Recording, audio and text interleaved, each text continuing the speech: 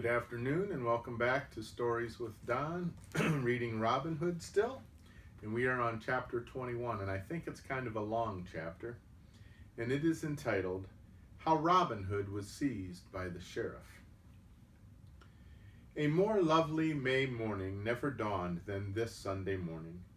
The sun was hot and bright, and the young leaves shook in a sweet, gentle breeze, which was loaded with fragrance as it swept softly through the forest. The grass was dotted with wildflowers, and the dappled deer had left the sunny heights to lay in the shade of the greenwood trees. It was the most delightful day of that delightful time of early summer, and it was Whit Sunday. "By my faith," said Little John to his master, "but this is a merry morning, and I feel in tune with it. A more merry man than I doth not live today in Christendom." But Robin Hood made no answer, and Little John saw that there was a cloud on his master's brow. "Pluck up thy heart, my dear master," said Little John, "and bethink thee it is a full fair time in the morning of May." "It troubles me much," said Robin Hood, "that on so solemn a day as this I can go neither to mass nor matins. It is long now since I stood in a church to worship." "There is no church nearer than Nottingham," said Much the miller's son, who stood near at hand. "And to Nottingham I will go," cried Robin, taking one of his sudden determinations. "Yes, I will attend St. Mary's Church in Nottingham this very day." Much and Little John tried to dissuade him, but all to no purpose. "No one will suspect me of entering the town on a Sunday," replied Robin, "and I will wear a gray suit with a large hood and pull the hood over my face.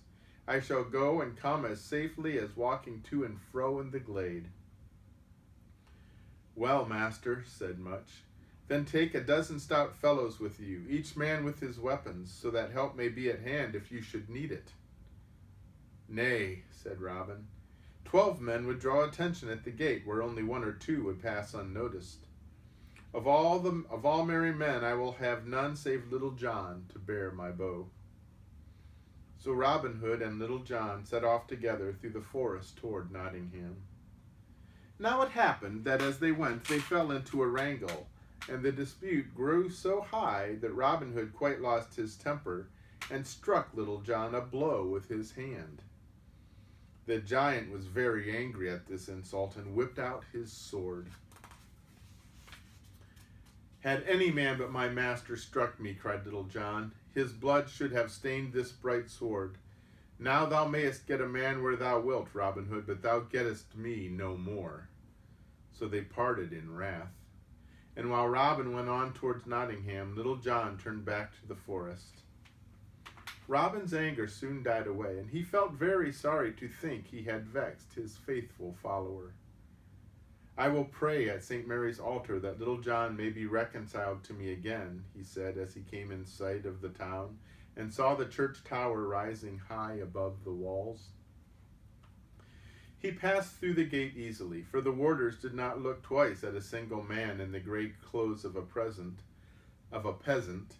and Robin went straight to the church. The service was about to begin, and he knelt down before the altar and prayed that he might leave the town in safety as he came in. Now about the middle of the service, a tall monk in a black habit entered the church, and began to move softly up the aisle toward his place in the chancel. Suddenly he stopped in the shadow of a pillar and stared with all his eyes. Just beyond the pillar, a man was kneeling devoutly on the rushes spread over the floor of the church. The man was clad in gray, and his hood had fallen back, for he raised his head in eager attention to the priest who was reading the service. The black monk looked again and again. Surely he knew that face. Yes, he was now quite sure, and the monk's eyes were filled with a light of anger and hatred as he turned and glided swiftly down the church again. Robin Hood knelt on, quite unconscious that he stood in the greatest danger, quite unconscious that the high cellarer of St. Mary's had recognized him and was now moving hotfoot to take measures for his capture. The black monk came to the door of the church, and now he fairly ran, such was his haste, to warn the authorities. First, he hurried to the gates and spoke to the warders. "Close the gates, lock and bar them," he cried. "There is a great felon in the town. Your heads will answer for it if ye let any man pass to or fro until the sheriff gives you leave." The warders made haste to shut the gates and place themselves on guard. "Now I have Robin Hood, yea, Robin Hood himself," cried the black monk exultantly as he sped to the sheriff's house. "He cannot leave the town, and he lies in our hands like a bird in a trap." Into the sheriff's hall the black monk burst without ceremony, and found the great man sitting idly in his chair. "Up, Sir Sheriff," cried the high cellarer. "Up, and order out your men. I bring great news. The king's felon is in this town, and may be seized. I have spied the false felon as he stood at mass. 'Twere an ill day for you, Sir Sheriff, should he escape the king's justice." "What's this pother about?" demanded the sheriff in surly tones, for he had been roused from a nap, and the black monk in his haste had not mentioned the felon's name. "Some petty rogue, I warrant, who hath but made free with the abbey hen roost." "Petty rogue!" roared the black monk. "Did I not name him? Petty rogue indeed, Sir Sheriff. Why, 'tis Robin Hood." Now, you may be sure, the sheriff was roused. He leapt from his chair and faced the black monk, and glittering eyes looked into glittering eyes. "Robin Hood?" gasped the sheriff. "And in Nottingham again? Never." "'Tis simple truth," cried the high cellarer. "I have seen him even now at mass at St. Mary's. What, think you I could be mistaken in the sturdy rogue who robbed me of hundreds of pounds in the greenwood and brought me into dreadful trouble with the abbot? Nay, Sir Sheriff, but his face is never out of my mind, never. I would know him among 1,000. The sheriff could still scarce grasp the idea that Robin Hood was inside the walls, but he raised the silver whistle which hung at his girdle and blew a call. A servant came in at once. "Bid Dickon and Hall attend me with 30 of the foresters," ordered the sheriff, and took down his harness from a stand in the hall and began to array himself. By the time he had donned steel cap and a great leathern coat covered with steel links, and girded his sword about him, his men were mustered, and they marched at once to the church. The entry of this armed force caused a great commotion in this place, but the sheriff cried out, "Fear not, good people, I wish you no harm. I have but come to seize a great rogue who hath but now crept in among you." "There he is," shouted the black monk. "Yonder fellow in gray, kneeling by the great pillar. He is Robin Hood." No one was more surprised than Robin himself to hear his name ringing through the church. He had no idea that he had been spied upon, and his hood was now drawn so closely down that his face was quite hidden. But what an uproar arose in the church when the people heard that the thrice famous outlaw was in their midst.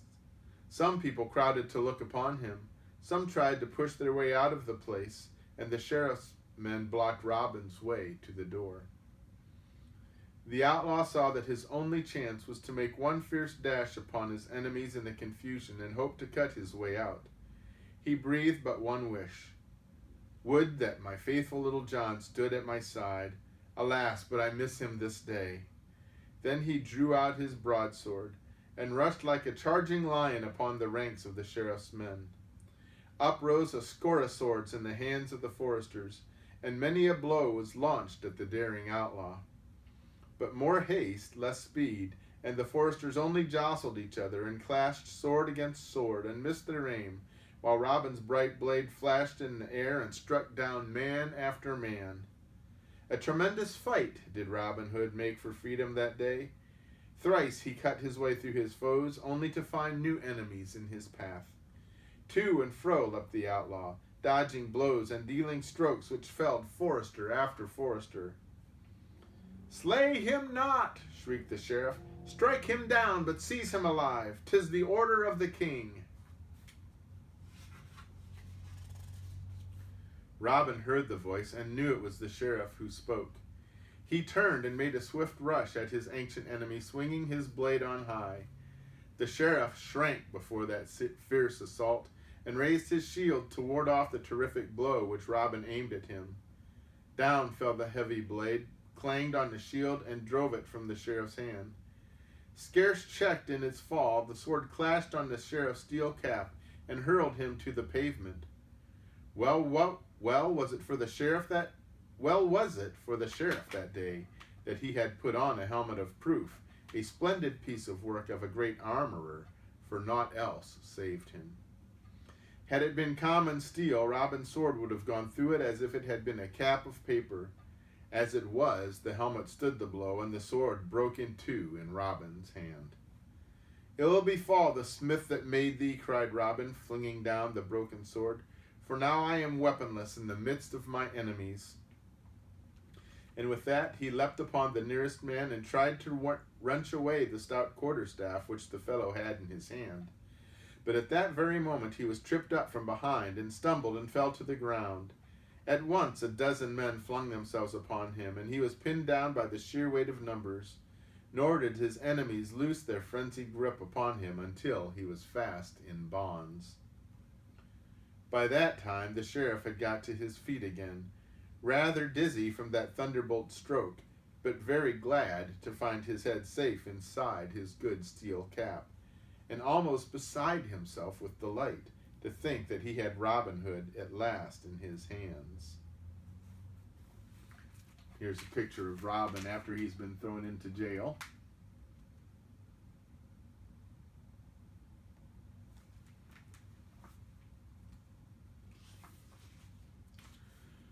Away with him, cried the sheriff. Clap him into the deepest, strongest dungeon in the castle keep, and let a double watch mount guard over him night and day.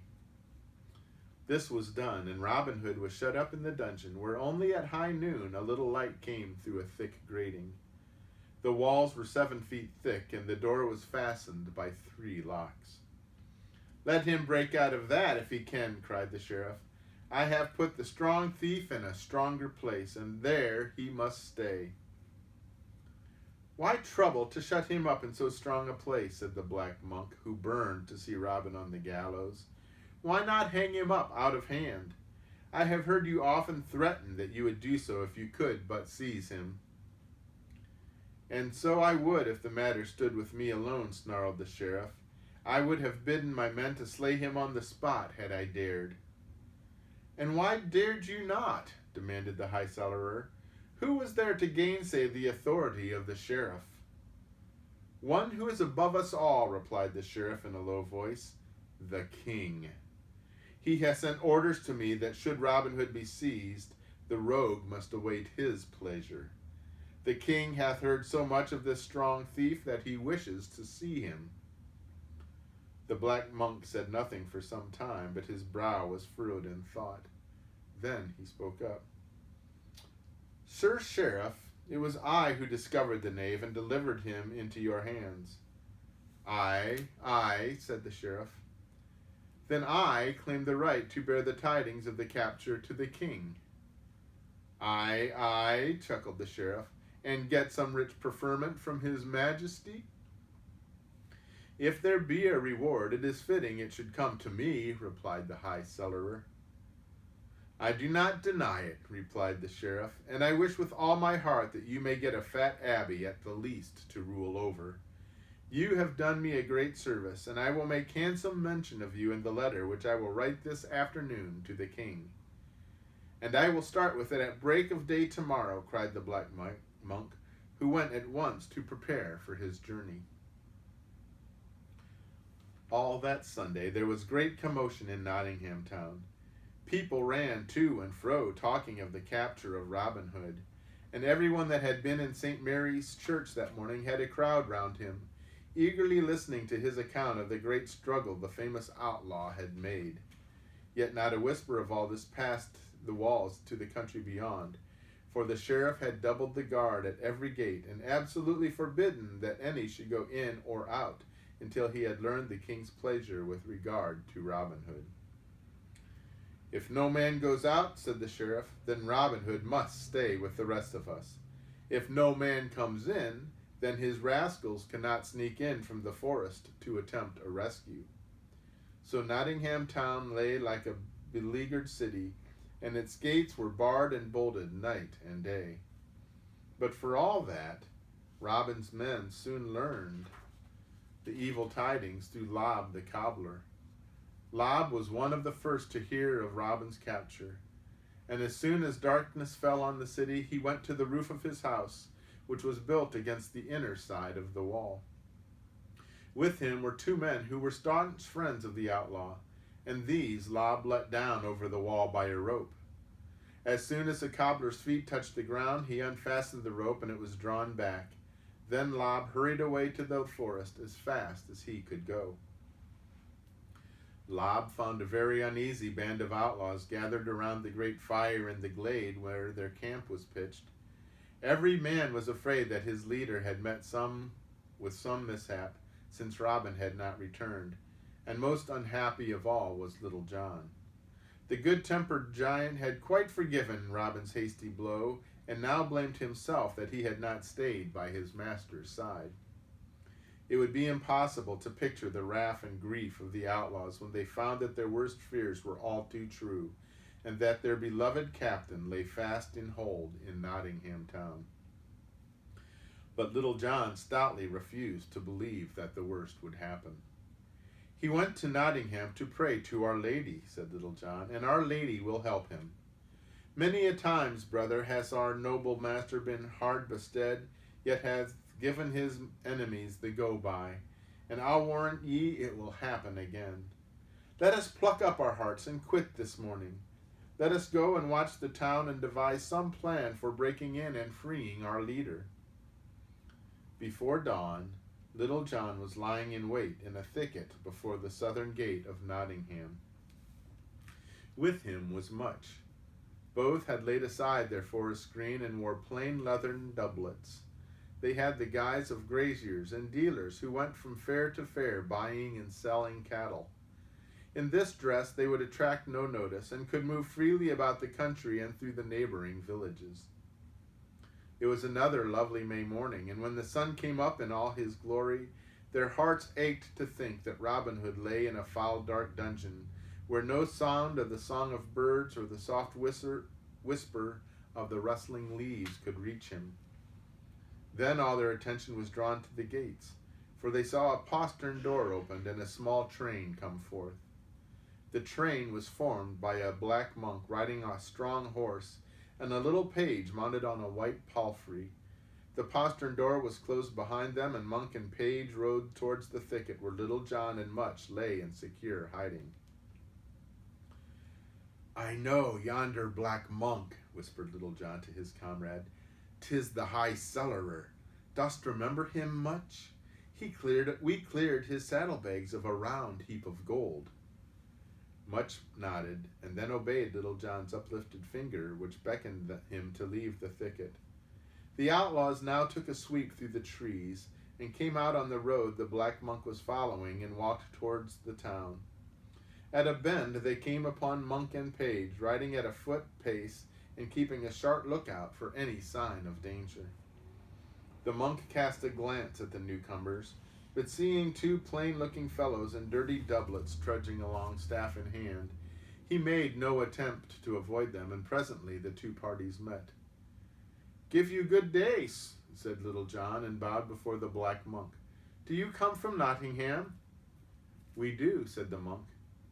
"Tell us the tidings, I pray you," went on Little John.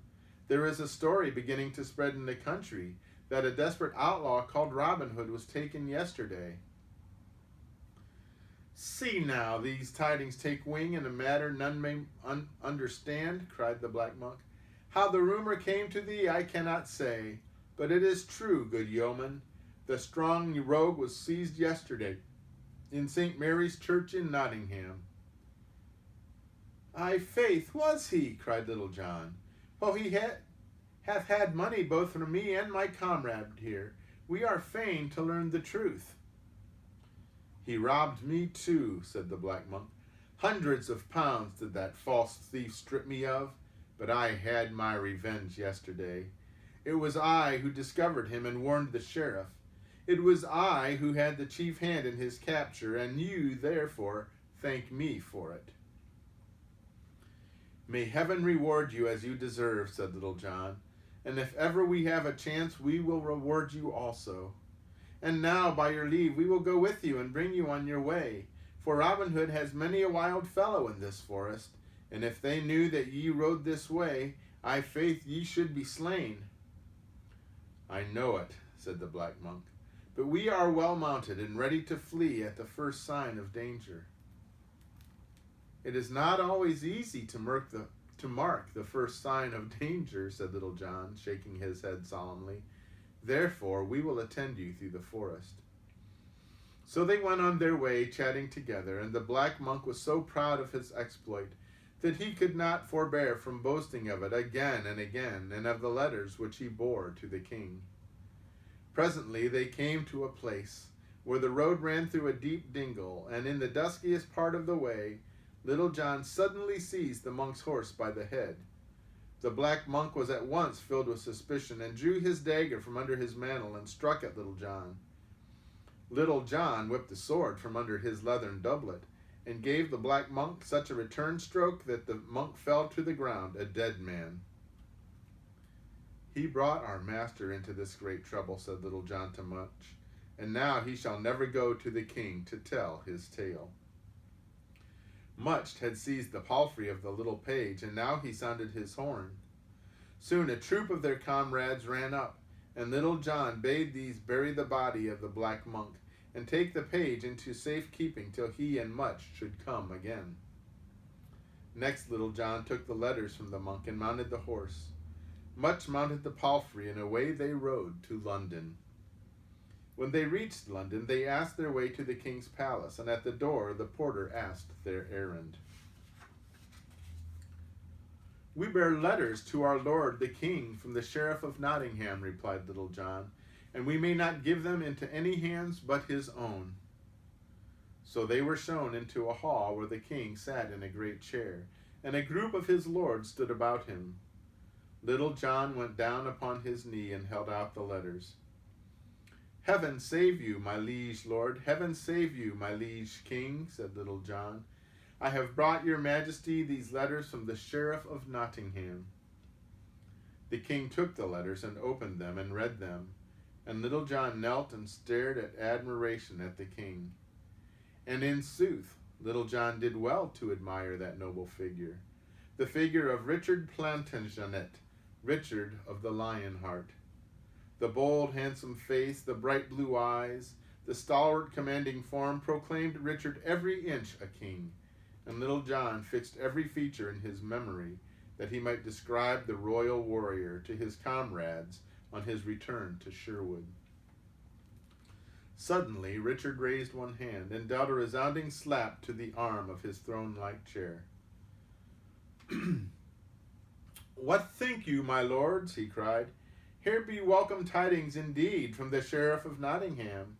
He hath seized that mighty outlaw Robin Hood of Sherwood Forest, and hath the knave safely in hold and awaiting my pleasure. Good news, my lord king, cried the fat bishop of Hereford, who was one of the prelates standing about the throne. In truth, you are now master of the greatest rogue in Christendom. Have I not told your majesty how the rascal plundered me and hath used me despitefully many a time? Glad I am to hear that your majesty hath him and will hang him at last. The bishop ended his speech panting and out of breath, partly because in his excitement he had spoken so fast, and partly because the very sound of Robin Hood's name always put him in a furious temper. The king smiled and looked at the letter again. He did not seem much disturbed at the relation of the bishop's wrongs and sufferings. There is never a yeoman in merry England, and I have longed so sore to see as this Robin Hood, said the king. I must learn what kind of a man it is who rules the forest as I, who am crowned king, rule this country. For a few minutes there was silence. Then the king looked up sharply from the paper and fixed his bright blue eyes on Little John. "Yeoman," said he, "I learn here that this letter was dispatched by a monk, the high cellarer of St. Mary's. Where is he, and how is it that thou hast brought it?" But Little John was ready with his answer. "So please you, my liege lord," said the outlaw, "the monk died by the way, and the letters were entrusted to me to deliver to your majesty." The king nodded carelessly, for he cared not how the news came so, now that it was true. "Now I will go see this Robin Hood," said Richard, "and as thou, good yeoman, hast brought the tidings, so shalt thou fetch him before me." In token of his royal pleasure, King Richard gave the messengers a reward of 20 pounds, made them yeomen of the crown, and ordered that they should attend on his royal person when they had made an end of their journey to fetch Robin Hood to London. With his own royal hand he gave the king's seal to Little John, and bade him to show it to the sheriff of Nottingham, and to tell the sheriff to hand over the prisoner, and to provide a guard of 40 archers to bring Robin Hood before the king. So Little John took his leave of King Richard, and rode back to Nottingham with much at his side, and the king's seal stored carefully in his bosom.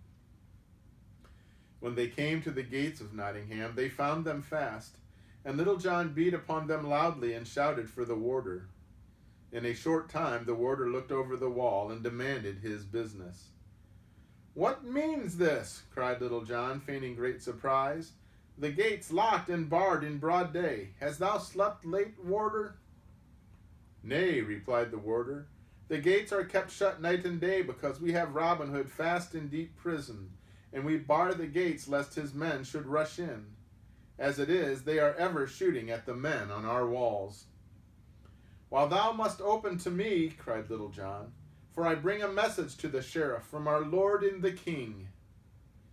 When the warder heard that, he let them in, but the gate was at once closed and fastened behind them, and Little John saw that the portal was guarded by a strong band of men at arms.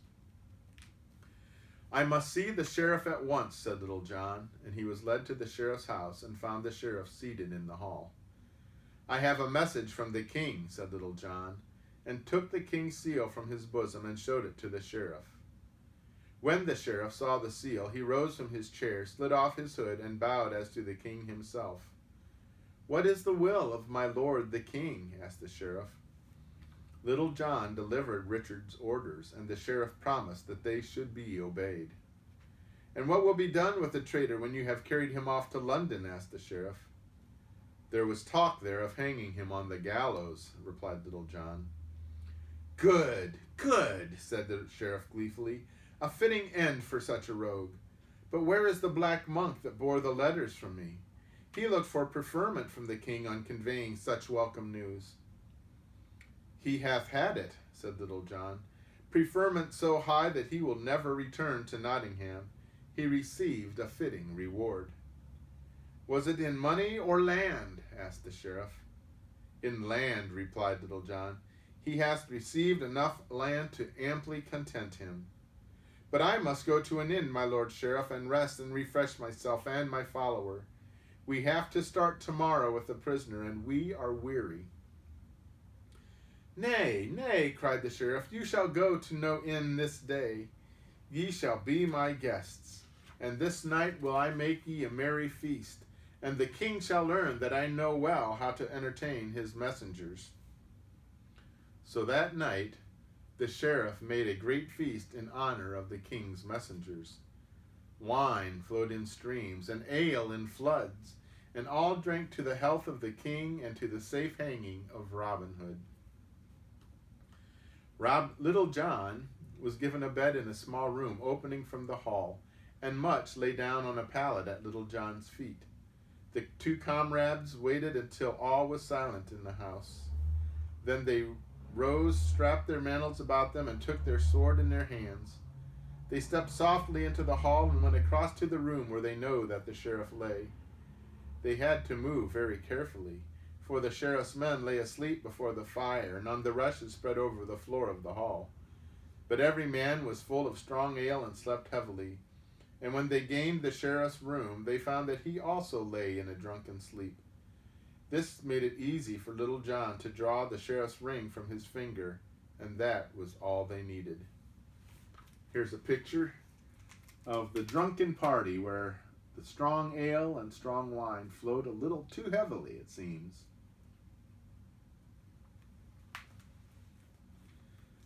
Next, they went down to the door, and there they found the porter as fast asleep as any, for he had been just as deep in the carouse.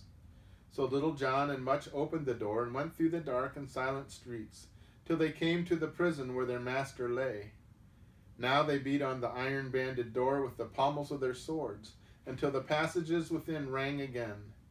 This noise called up the jailer, and he came to the door with a torch in his hand, and demanded to know who was without. Robin Hood hath broken prison and fled, cried Little John. A careless jailer art thou. By my faith, thou speakest falsehood, replied the jailer. He is safe in the deepest, darkest dungeon. I have seen him there but just now, and his bonds were upon him. Natheless, we must see him with our own eyes, said Little John, and we must know for a surety that he lies securely in ward. And who are ye? Cried the jailer. We are the messengers who arrived today from the king, returned Little John, and we bring a token from the sheriff that ye may know we are men of trust. In the door was a small, strong grating, through which the jailer might see those who sought admittance. The light of the torch was now streaming through the grating, and Little John held up the sheriff's ring full in the red light. The jailer saw it and knew it, and hastened to unbar the door. In sprang Little John and seized the jailer by the throat so that he should not call out and raise an alarm. In sprang Much and bound the jailer's hand and feet with the length of cord he had carried under his cloak. Then the jailer's head was muffled in his own jerkin, and the huge bunch of keys at his girdle fell into the hands of Little John. Now will I be the jailer, said Little John, and first of all he locked up the true jailer in one of his own dungeons. Then, seizing the torch, he descended the steps towards the prison cells which lay deepest of all. Here he saw an iron door fastened with 3 great padlocks of steel, and forthwith he began to try the keys on the locks, for he felt sure his master was shut up there. 6 or 7 keys he tried before he found the right one, but at last the 3rd padlock was unfastened and the curved bolt drawn up from the heavy staple. Then Little John opened the door and went into the dungeon. On a heap of straw in a far corner lay a man fast bound. But soon as the light of the torch fell upon him, Little John knew the figure and sprang forward. Robin Hood, for it was he, sat up and blinked at the newcomer, for the glare of the torch blinded him, so many days had he lain in dreadful darkness. Master, master, I am here. Up, master, and escape. Little John? Breathed Robin in the utmost wonder, for though he knew his voice, he could scarce believe his own ears. Aye, master, it is I. Little John whipped out a keen knife and freed Robin from his bonds with a few swift slashes. Then he drew a second sword from beneath his cloak and placed it in Robin's hand. Up sprang Robin Hood, wild with delight to find his bonds stripped from him, and a good sword in his hand to guard his head. At this moment they heard a loud cry of warning from Much, who had been left above to guard the way of escape. Robin Hood and Little John rushed up the stone stairs, and as they went, a clash of swords and an uproar of voices broke out above them. They ran up into the upper passages, to find Much hard beset by 5 men-at-arms, who had rushed from the guard-room, having been roused to discover that something was wrong. With a mighty shout, Little John leapt into the fray, and Robin followed suit, and in the twinkling the guards were driven back into their room where they had been sleeping. Off, off, cried Little John. This affray will rouse the town, and that swiftly. Follow me. And he led the way to the outer door, which had been left wide open. To the west gate, cried Robin Hood as they sprang into the street. The slackest watch is ever kept there. But at that instant, clang, clang, clang went the heavy bell in the turret overhead. Someone had rushed to the alarm bell and was tolling it madly to arouse the town. "There will be slack watch at no gate now, master," cried Little John, as the thunderous clang of the great bell pealed over the sleeping city. "Yon bell will put all on alert and fill every street with enemies anon. This way, this way!" And he darted down a narrow lane, and his companions followed him. The night was so dark that in a narrow passage the three comrades could not see each other. Little John halted for a moment and thrust the end of his cloak into Robin's hand. Much took the hem of Robin's jerkin, and so they kept together and followed Little John as he wound his way through 2 or 3 lanes, for he knew every corner of Nottingham by day or night. At last he paused under the shelter of a penthouse, and the 3 fugitives stood still to listen to the uproar which was growing in the town. The bell still clanged furiously, lights began to flash at windows, and people hurried from their houses, asking whether it was fire or thieves which assailed the town. "Stand still until the throng thickens," whispered Little John. "Then we will join with them and hide amongst them." Soon a number of townsmen with staves and halberds in their hands, and 1 or 2 with lanterns, came hurrying along, and in a short time number of people were running to and fro asking for news, and the 3 friends could leave their shelter and move amid the crowd without being remarked upon. Little John again led the way, and his friends soon understood that he was making for the house of Lob the cobbler. Just as they gained the head of the close in which Lob lived, they heard a man shouting to another, "'Tis Robin Hood has escaped and fled, neighbor. He hath broken out of a hold, and the gates are kept, and the town is to be searched house by house." "Ay, faith, that piece of news concerns us," chuckled Little John, "and we must be out of Nottingham as soon as we may be." So he went quickly down the close and tapped lightly on the shutter window, and Lob himself came to see who it was. The cobbler opened the shutter, and Little John thrust his head into the house, for the window was no more than a hole in the wall and had no glass in it.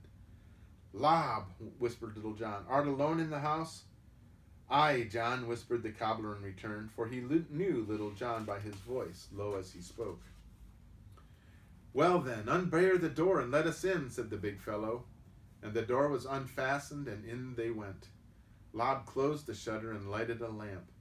When he saw Robin Hood in his house, he was full of delight to think that the great outlaw had escaped thus from his enemies.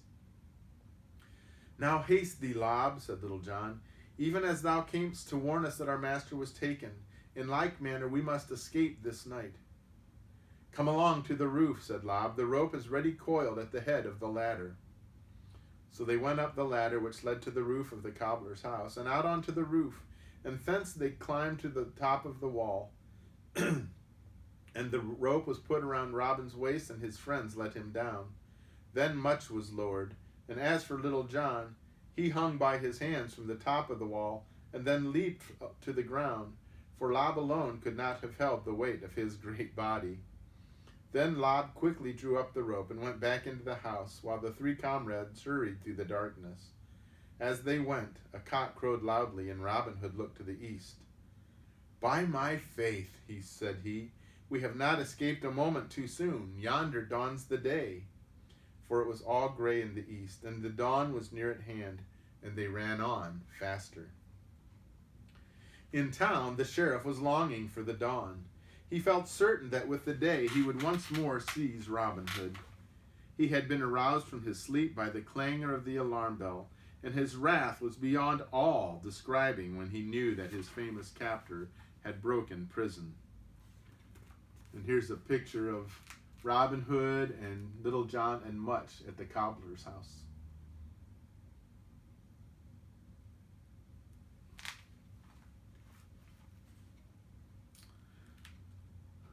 But on the heels of the wrath came fear, and the sheriff trembled. "I dare never look in the face of the king," he cried, "for should I come before him without Robin Hood, in truth he will hang me out of hand. I know his temper." So the sheriff urged on the search with utmost fury, not only with the hope of putting the rope around Robin's neck, but also with the desire of clearing it from his own. When he heard that no one had passed through the gates, he felt a little easier in his mind. "The knave is hidden by some friend in the town," he said. "That day will soon break, and we will search house and shed and sty, but we will seize him." True to his word, the sheriff searched the town from end to end, from cellar to garret, but all in vain. He knew it not, but while he searched, Robin was in merry Sherwood, with a heart as light as the bird which sang on the bough in the May sunshine. Again and again he thanked the good friends who had brought him safe and sound from his great peril, and his yeomen waved their bows in the air and shouted again and again to see the master safely among them. Then Little John said to Robin Hood, "Master, I have done you a good turn for evil, for I could not bear to think that you should lie in hold and suffer a shameful death. Now I have brought you under the greenwood tree, and you are safe and sound. Farewell and good day to you." "Nay, nay, Little John," cried Robin, "leave me not because of that hasty blow, of which I repented sorely within a short time. By my truth, thou art fitter to command than I. I make thee now master of all my men and me. Thou shalt be our leader." Little John's kind heart was touched at this generous offer, and he sprang to Robin Hood's side. "Nay, master," he said, "by my faith that shall never be so. I will be thy follower as of old, and no other place will I take than that of Robin Hood's man." And so Robin Hood and Little John stood together under the greenwood tree as master and man once more.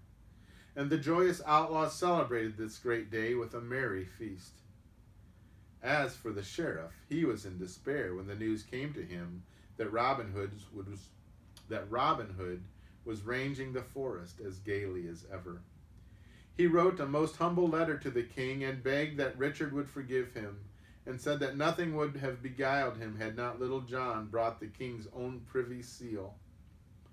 Richard was so vexed to think how cleverly Little John had played with him that his bright blue eyes sparkled with anger and his fresh face flushed hotly. But anger never stayed long in the mind of the Lionheart, and soon he took a loftier view of Little John's daring trick. "By my halidom, my lords," he said to his courtiers, "but that man was true to his master. I say by sweet St. John, he loves Robin Hood better than he loves his king. Would that I had followers as true and loyal. Robin Hood is ever bound to him for this brave rescue, but I faith the rogue beguiled us finely. Surely there are not 3 such yeomen in England. I would give a jewel from my crown to see this Robin Hood, who wins such devotion from his men, but he slips through the fingers of everyone." And Richard smiled as he thought of the fine reward he had given to the 2 yeomen whose only object was to thwart him and set their master free. As for the little page who had set out with the Black Monk, he liked the life in the forest so much that he became a servant of Robin Hood, and never went back or ever wished to go back to Nottingham again, and in time he became as good a yeoman as any. And that is the end of that chapter. A long one, but a good one. So I hope you're enjoying it. It's Friday, so I hope you have a good weekend and are able to be outside and enjoy some good physical activity, enjoying the nice weather. May you stay well, and may God bless you. Bye.